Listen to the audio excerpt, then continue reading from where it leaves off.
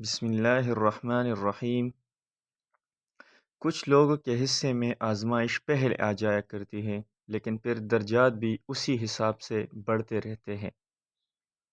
حضرت یوسف علیہ السلام کی مثال لیجئے۔ سب کچھ زندگی میں بہترین چل رہا ہوتا ہے اور اچانک ہی ان کے بھائی ان کو اٹھا کے کنویں کے اندھیروں میں پھینک دیتے ہیں، اور پھر آزمائش ایک کے بعد دوسری شروع، اور پھر کہاں سے کہاں حضرت یوسف علیہ السلام کو اللہ رب العزت لے جاتا ہے، اور پھر دین و دنیا کی بلائیاں نچھاور کر دی جاتی ہے۔ حضرت ابراہیم علیہ السلام کی مثال دیکھیے۔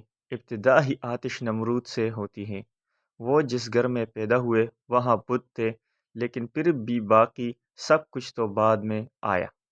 تو یہ جو میں اور آپ ہیں نا، جنہیں لگتا ہے سر منڈاتے ہی اولے پڑے، جو کبھی شدت تکلیف سے تڑپ جاتے ہیں، بلبلا اٹھتے ہیں کہ میں ہی کیوں، باقی کیوں نہیں، سب تکلیفیں میرے لیے ہیں۔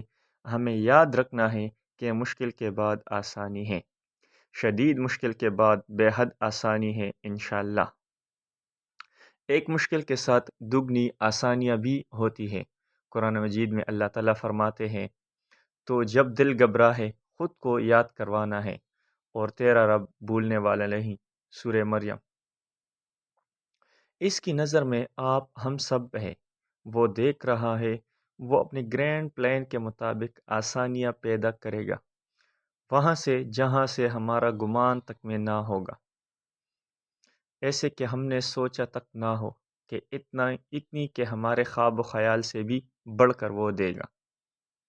اللہ پھر فرماتا ہے، اور آپ کا رب آپ کو اتنا دے گا کہ آپ خوش ہو جائیں گے۔ سورہ زخرف میں اللہ تعالیٰ فرماتے ہیں کہ آپ جب میرے ساتھ تعلق بنائیں گے تو میں آپ کو اتنا دوں گا کہ آپ خوش ہو جائیں گے۔